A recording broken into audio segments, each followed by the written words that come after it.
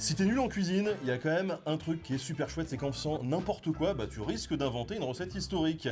Et ouais, aujourd'hui, on va faire la tarte tatin. Est-ce que c'est compliqué à faire une tarte tatin?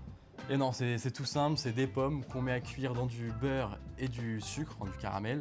On met une petite pâte sur le dessus et dès lors que c'est tiède, on vient retourner et là, la magie opère.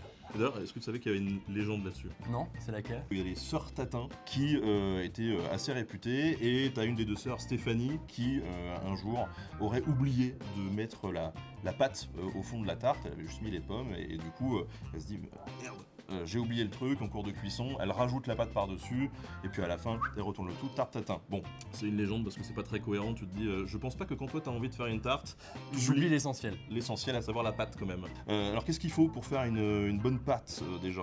Alors on va réaliser du coup une pâte sablée. Donc il nous faut de la farine, du beurre, poudre d'amande, sucre glace, un œuf et une petite pincée de sel. Et bien évidemment des pommes. Alors du coup, la légende des sœurs Tatin, bon ça reste une légende. Ce qui est sûr, c'est que c'est les sœurs Tatin qui ont popularisé la recette, qui est apparemment, elles auraient tiré d'une cuisinière qui travaillait pour un comte de Sologne. Ça vient de Sologne, hein, en fait. Voilà, donc si vous venez de Sologne, soyez fiers de la tarte tatin, c'est de chez vous. Et on s'occupe de la pâte, alors c'est parti.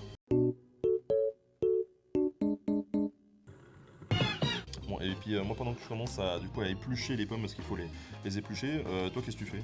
Moi du coup je vais réaliser directement un caramel à sec que je vais venir ajouter dans le fond de mon moule à manquer. Donc par précaution, j'ai rajouté un petit peu de feuille cuisson dans le fond. Ce serait quand même un comble de louper un gâteau qui de base était loupé. Donc là, juste le sucre au fond de la casserole. C'est ça, juste le sucre. Moi, ce que je vais faire, c'est que je vais directement le mettre dans le fond.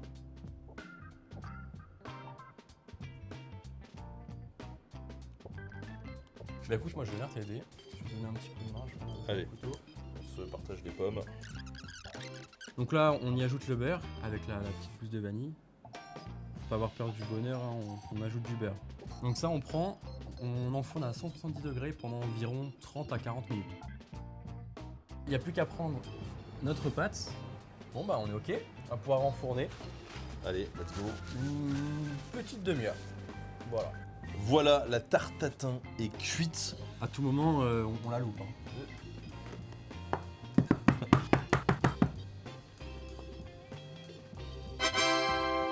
On découpe cette magnifique tarte tatin. Je vous le rappelle, hein, si vous aimez la pâtisserie, la bonne cuisine, n'hésitez pas à suivre Dorian sur ses réseaux. Et si vous aimez l'histoire, eh ben, moi à travers Nota Bene hein, sur YouTube ou ailleurs, vous connaissez les adresses.